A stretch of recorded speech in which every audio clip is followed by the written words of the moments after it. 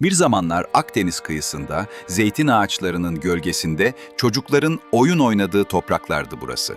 Kudüs'te sabah ezanıyla kilise çanları aynı anda çalardı. Yahudiler, Hristiyanlar ve Müslümanlar yüzyıllarca aynı şehirleri, aynı sokakları paylaştı. Ama 20. yüzyılın başında bir karar bu toprakların kaderini kökten değiştirdi.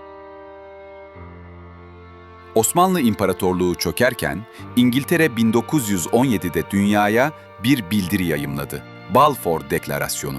Bu bildiri, Filistin topraklarında Yahudi halkı için bir yurt kurulmasını destekliyordu. Fakat o sırada bu topraklarda yaşayanların büyük çoğunluğu Filistinli Araplardı.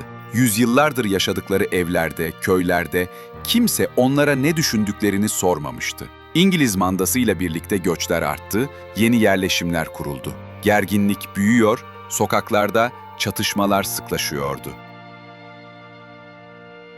1947'de Birleşmiş Milletler, Filistin'i iki devlete bölen 181 sayılı planı hazırladı. Kudüs ise uluslararası bir şehir olacaktı.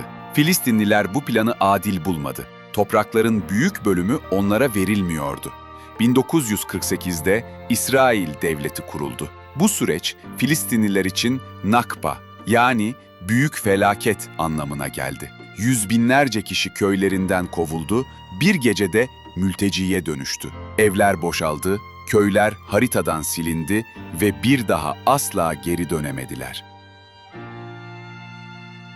1967'deki 6 gün savaşı tabloyu daha da ağırlaştırdı. İsrail, Gazze, Batı Şeria ve Doğu Kudüs'ü ele geçirdi. Birleşmiş Milletler, işgal edilen topraklardan çekilin dedi. Ama bu karar uygulanmadı. İsrail, bu bölgelerde yeni yerleşim alanları kurmaya başladı. Filistin köylerinin yanına kurulan bu yerleşimler yıllar içinde şehirleşti. Filistinlilerin günlük yaşamı zamanla kontrol noktaları ve izin belgeleriyle çevrelendi. Yüksek beton duvarlar, köyleri, aileleri ve tarlaları birbirinden ayırdı. Uluslararası Adalet Divanı duvarın hukuka aykırı olduğuna hükmetti. Ama inşaat durmadı.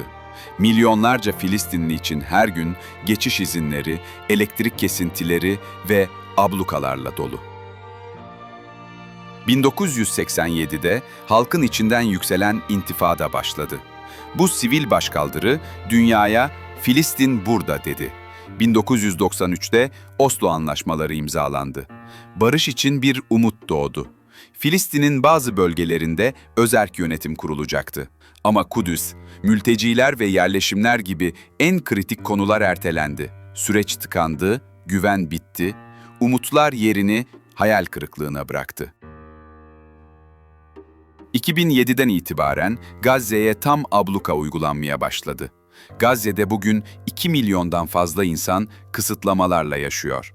2023'ten sonra yaşananlarsa tarihte benzeri görülmemiş bir yıkım yarattı. On binlerce sivil hayatını kaybetti. Yüz binlerce insan yerinden edildi. Uluslararası kurumlar, sivillerin korunması ve hukukun uygulanması çağrısı yapıyor. Ancak bu çağrılar, bu topraklara henüz kalıcı bir barış getiremedi.